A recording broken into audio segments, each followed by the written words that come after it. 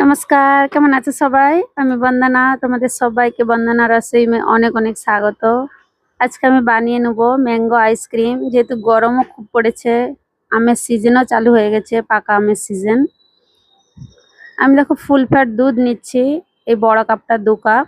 দুধটা আমার আগে থেকেই গরম করা ছিল, তোমরা চাইলে কাঁচা দুধ দিয়েও ইউজ করতে পারো।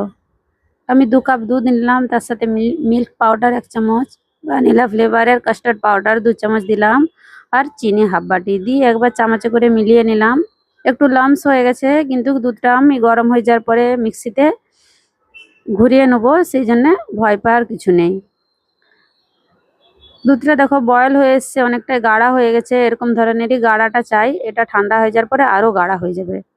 এটাকে সাইডে ঠান্ডা হতে ছেড়ে দিলাম। আমি 2টা পাকা আম নিয়েছি, এই আমটাকে কেশর আম বলে। আমাদের মুম্বাইয়ে এখন এই আমটাই খুব মার্কেটে মিলছে, হাপুসও মিলছে, কিন্তু এই আমটাও খুব মার্কেটে মিলছে। খেতে খুব সুন্দর লাগে, খুব মিষ্টি লাগে, হাপুসের থেকে তো ভালো লাগে খেতে। কালারটা একটু ফিকা আছে, 2টা আমের 2 রকমের কালার, কিন্তু খুব মিষ্টি ছিল আমগুলা। আমি আমগুলা বীজখান থেকে এরকম কাট লাগিয়ে নিচ্ছি, দিয়ে চামচের সাহায্যে পাল্পগুলা তুলে নিলাম। মিক্সি জারেতে দিয়ে দিলাম তুলে।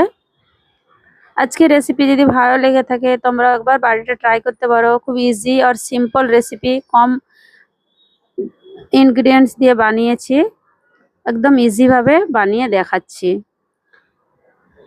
আমি দেখো সব আমের পাল্পগুলা তুলে নিলাম, দিয়ে মিক্সি জারেতে একদম স্মুথ পেস্ট বানিয়ে নিয়েছি। এরকম ধরনের ছিল, একটুও জল দেয় না। এদিকে দুধটাও দেখো অনেক গাঢ়া হয়ে গেছে, ঠান্ডা হয়ে যাওয়ার পরে এরকম গাঢ়া হয়ে গেছিলো। এটাও মিক্সি জারেতে আমি ঘুরিয়ে নেব। তোমাদের কাছে যদি বড় মিক্সি জার থাকে, আম আর দুধের মিশ্রণটা একসাথে ঘুমালে ভালোই হবে। আমি একটু দুধের মালাই আর এলাচের দানা দিলাম 2টো, দিয়ে দুধটা ওরকম স্মুথ ভাবে পেস্ট বানিয়ে নিয়েছি, দিয়ে আমের পিউরির সাথে মিশিয়ে নিচ্ছি। এই স্টেপটা করার দরকার নেই, যদি বড় মিক্সি জারেতে ঘোরানো হয় তো একবারেতেই হয়ে যাবে। আমি দেখো এই আইসক্রিমের কন্টেনারটা নিয়েছি, এটাতে আইসক্রিমটা জমাতে দেব। উপর থেকে একটু ছোট ছোট করে আম কেটে দিলাম, দিয়ে একবার মিলিয়ে নেব, আর কিছু ড্রাই ফ্রুটসও দিলাম। খুব সুন্দর লেগেছিল খেতে, তোমরা একবার ট্রাই করতে পারো। উপর থেকে আমি এই বাটার পেপারটা দিয়ে সিল করে দিচ্ছি, যাতে আইস ক্রিস্টাল না আসে। খুব ভালো করে বন্ধ করতে হবে। দেখো খুব ভালো করে বন্ধ করে আমি এটা প্যাক করে দিলাম। আমি 6 থেকে 7 ঘন্টা রেখেছিলাম ফ্রিজে। 6-7 ঘন্টা পরে ফ্রিজ থেকে বার করে নিচ্ছি। আমার ছেলে এত এক্সাইটেড ছিল খাওয়ার জন্য।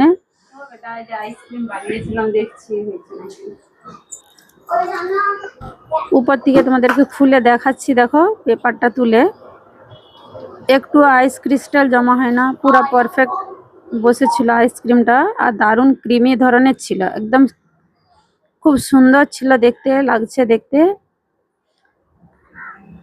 দেখতে কত সুন্দর লাগছে না, একদম ক্রিমি ধরনের ছিল, দারুণ সুন্দর হয়েছিল। কিন্তু উপর থেকে একটু আবার আমের টুকরা কেটে দিলাম। তো ভিডিওটা কেমন লাগলো অবশ্যই বলবে। রেসিপি ভালো লাগলে তোমরা একবার ট্রাই করতে পারো। পুরো ভিডিও দেখার জন্য